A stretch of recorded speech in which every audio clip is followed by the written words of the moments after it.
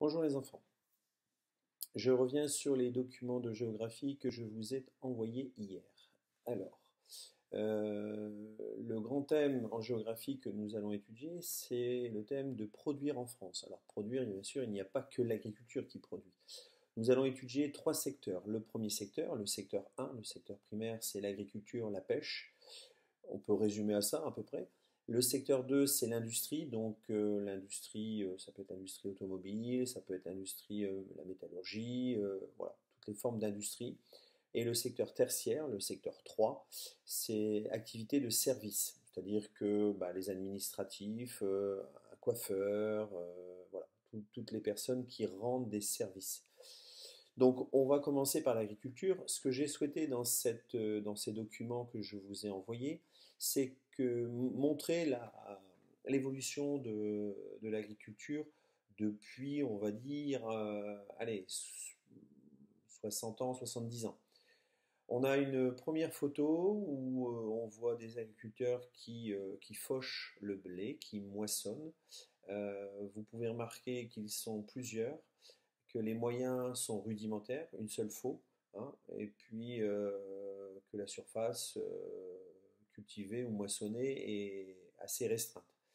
Donc, on voit que cette agriculture utilise beaucoup de main-d'œuvre. C'est l'agriculture des années 45-50. En effet, la mécanisation va arriver dans l'agriculture au plan Marshall. Alors j'explique un petit peu. Juste après la Seconde Guerre mondiale, euh, la moitié de l'Europe, enfin la totalité presque de l'Europe est détruite et les Américains proposent à l'Europe un prêt sous forme de matériel, bien sûr que l'Europe remboursera, matériel, machines agricoles, donc tracteurs, moissonneuses-batteuses, ainsi de suite. Donc, on a une mécanisation de l'agriculture en France à partir des années 1950. Pourquoi les rendements étaient-ils faibles? Ben, tout simplement parce que à cette époque-là, il n'y avait pas d'utilisation d'engrais, il n'y avait pas d'utilisation de la biochimie qui venait avec des produits de traitement permettre à ce que les récoltes soient plus importantes, ne soient pas détruites par des insectes, voilà, par différents nuisibles. Donc, les traitements ont permis de passer à peu près d'une agriculture où, je prends l'exemple du blé, on était sur une production d'environ 40 quintaux. Donc 40 quintaux, ça fait un quintal 100 kilos, hein, donc 40 quintaux, vous multipliez, ça fait 4 tonnes de blé à l'hectare. Voilà. À l'heure actuelle, il faut savoir qu'on est à une production moyenne en France de 100 quintaux. 100 quintaux l'hectare. Donc on a plus que doublé. Sur le deuxième document, on voit une moissonneuse-batteuse. Alors, quelle est la comparaison par rapport à la première parcelle? C'est que vous voyez que cette parcelle de blé est immense. Elle va s'étendre là-bas jusqu'au fond.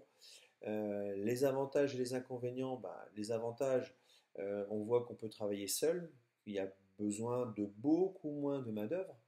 Les inconvénients, c'est que justement cette diminution de main-d'œuvre a entraîné du chômage et puis elle a surtout demandé des investissements de plus en plus importants par les agriculteurs.